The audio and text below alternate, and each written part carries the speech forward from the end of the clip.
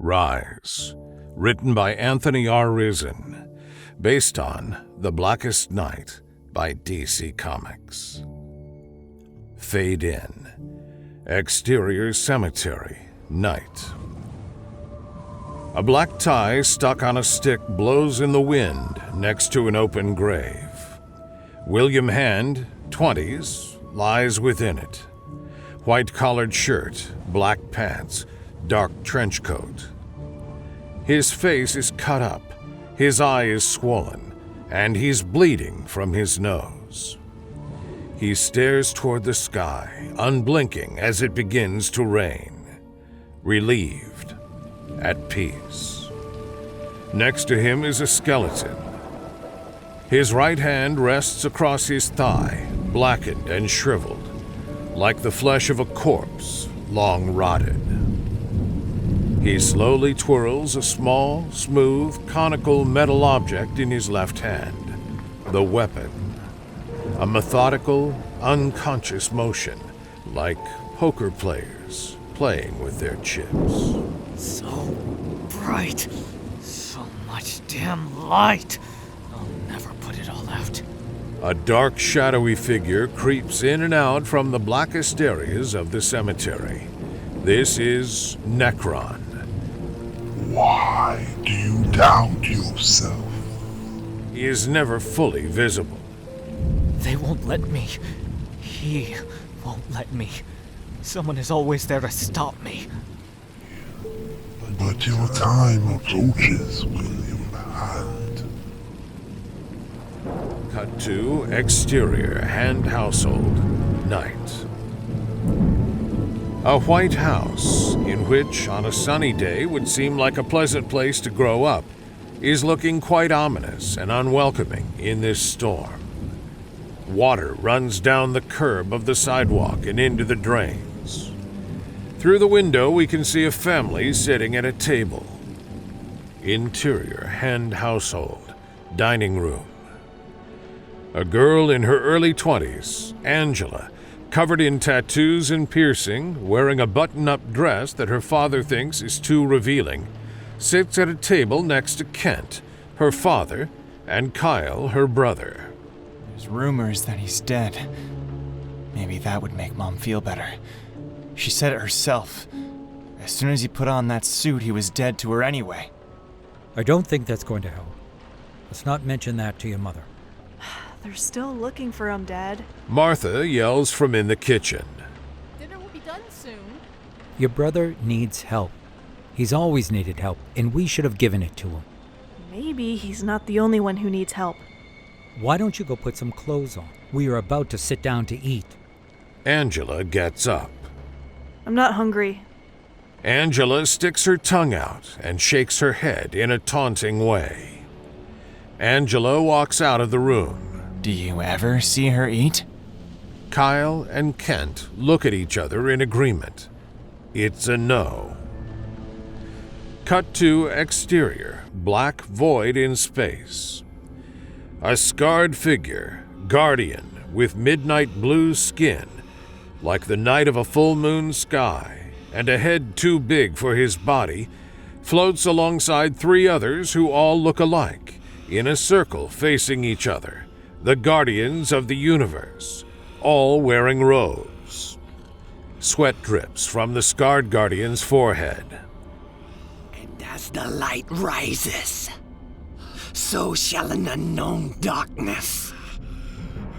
A darkness with no satiation. A darkness with no life. A very large book appears before them, floating toward the scarred guardian. This darkness has been speaking to me. Is that the Book of Black? The others are shocked by the sight of it. The scarred one is now drooling from his mouth, his hands shaking. And I've been listening. Suddenly, the scarred guardian viciously bites a chunk out of Guardian 2's neck, who's standing next to him. Black blood sprays. Landing on the book, the blood spread to the text. The other guardians jump back, frightened. Cut to exterior cemetery, night. I am the only one that can help you put out the light, William. The rain falls heavy. William, awash with streams of muddy water, still with emotionless, unblinking eyes. Your parents abandoned you, cast you aside like a soiled rag. I am the only one who has remained by your side. When the Provotalent took your hand, and fear overwhelmed your mind. William caresses his black hand with utmost care. And when the beast atrocity sought to snatch your life with his bare hands. William lifts the weapon before him, watching mud spill from its sides. You gave me the courage to escape. You've always been there. And I am still here. The time has come, William Hand. Rise and fulfill your destiny. William slowly crawls out of the grave, holding a skull. The light has to go out. The grave he was in belongs to Bruce Wayne. He continues to walk through the cemetery. I hear you. I hear all of you. Cut to exterior, black void in space. The Scarred One feasts on the dead Guardian like a rabid animal. Why have you betrayed us? Yes, why? Why? The Scarred One looks back over his shoulder. Blood covers his face. He wipes the blood dripping from his mouth and turns completely around. Betrayed you? I am simply carrying out the mission we began billions of years ago. I am bringing order to the universe. The Manhunters failed. The Green Lantern Corps failed. It is time for a new army to save this universe. Everyone will die. No one is meant to live forever. Not even us. The Scarred One floats toward the book. It is time for the prophecy of the Blackest Night. His bloodshot eyes focused on it, like an enraged lunatic. Cut to interior hand household, Angela's room, night. Angela shuts the door behind her. Why don't you put on some clothes, Angela? Duh. She rips off her button-up dress. Clothes are stupid. She tosses the dress in a basket. Now, in only bra and panties, she turns on the TV. Interior hand household, dining room, night. Martha moves about the dining room setting dinner. Kent relaxes in a recliner reading a paper. Dear, run upstairs and get the kids, would you? It's almost ready. In a second. The doorbell rings. Who on earth would be out in this weather? The door opens to the silhouette of a man in a trench coat wearing a hood of some sort, framed against a heavy rainstorm. His eyes glimmer against a face of solid black, startling Martha. As she recoils and gasps, a bolt of lightning illuminates the sky. She pauses as a look of familiarity breaks across her face. She could recognize that suit anywhere. William, is that you? Yes, I've come home. William doesn't wait for an invitation. He walks past his mother toward the dining room. Martha lunges on him awkwardly, giving him a hug that he does not reciprocate. Good Lord, you're soaked to the bone. Martha moves to remove his coat. William tenses, his hands in his coat pockets.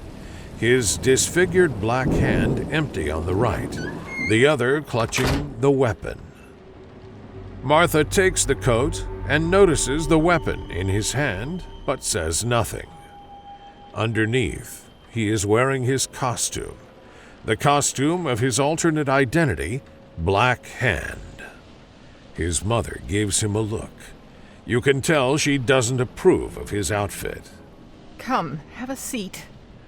As William takes a seat at the dining room table, Kent drops his newspaper with a distant look of shock.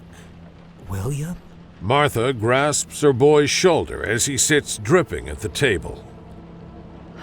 I just can't believe it. After all this time. Where have you been? What have you been up to? Kent enters, lumbering over William with his arms crossed. He is not pleased. Well, I'll be. Please, Kent, go get the kids. They'll be so glad to see you. We were about to sit down for dinner. I'll make another plate. The storm must have given you an appetite. Martha rushes off to the kitchen, excited and nervous. You've got some nerve coming back here. All these years, not even a phone call. Then you walk right in and sit yourself down at the goddamn dinner table? And soaking wet, wearing that ridiculous outfit. For Christ's sakes, you look like a damn fool! Kent becomes more irate. He starts waving his finger around, but the sound of his voice starts to drift away, becoming muffled and distorted. Every day of your life has led to this single moment, William Hand. All you need to do is act. William withdraws his weapon, holding it end down on the table. Your light is so dim, Father. You live halfway in the darkness as it is, and you don't even realize it. But don't worry. I will release you to its full embrace. Kent looks to the weapon with rage. What? What the hell are you talking about? And what is that thing supposed to be? Hey, look at me when I'm talking to you! Kent tries to pull the weapon from William's hand. William resists, instigating a struggle between the two. For the first time since their meeting, William looks to his father. Kent pauses, still holding the end of the weapon. His eyes fill with concern. Good night, Father.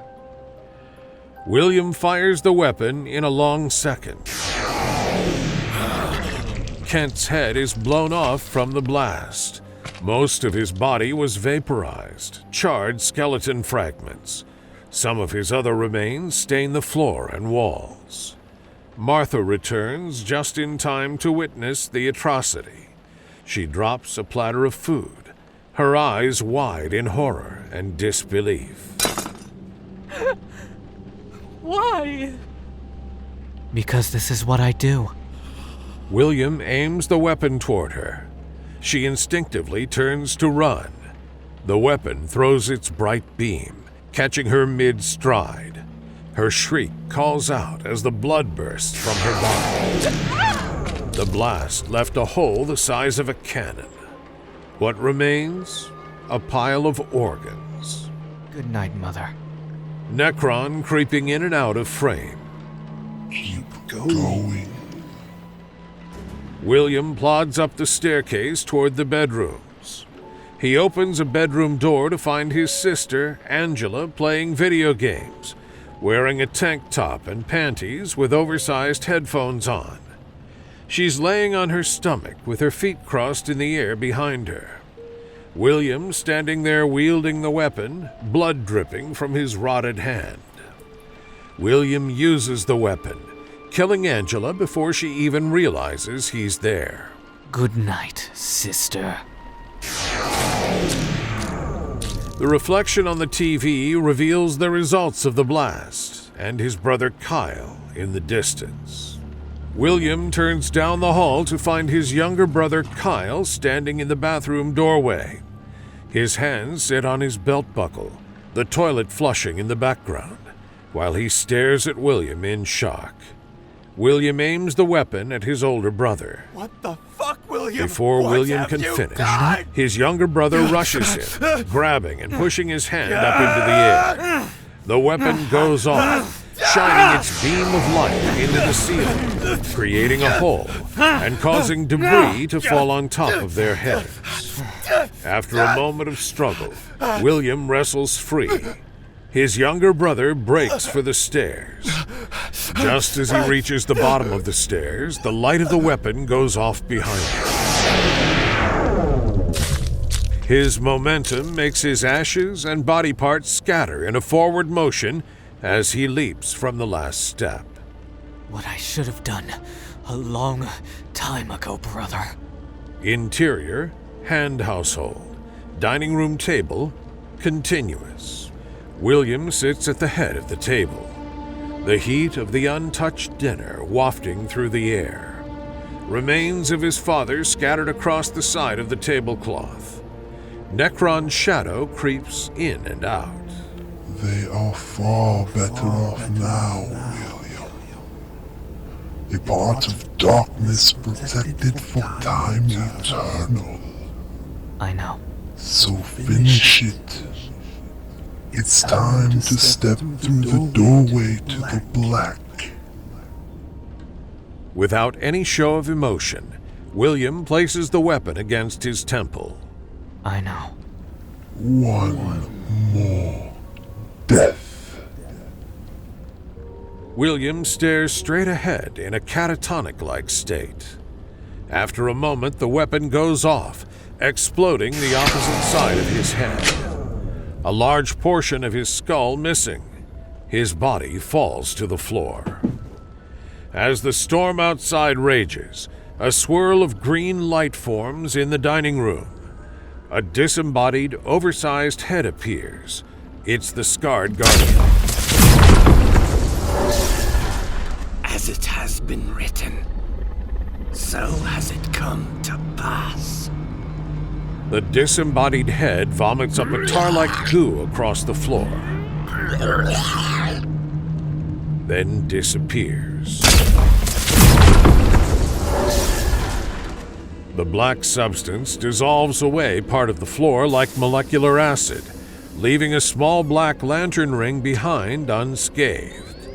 The ring flies up and slides onto William Hand's ring finger, growing roots into his flesh. At long last, William Hand of Earth is no more. William's body twitches to life. His body changes, becoming emaciated and rotted, like the living dead. The wound in his head, open and gaping, starts to regenerate itself into a black, burnt, layered skin. The hour of midnight has struck. Rise, Black Lantern. William's black hand, now bearing the black lantern ring, clenches into a fist. Cut to black. Credits roll.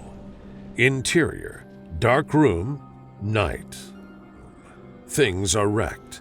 Papers and desks thrown everywhere and are in a state of chaos, as if some kind of battle had taken place here. Things laying on the floor start to vibrate. Suddenly, the flash whizzes by, papers and desks flying in the direction he runs as he crosses frame in the blink of an eye.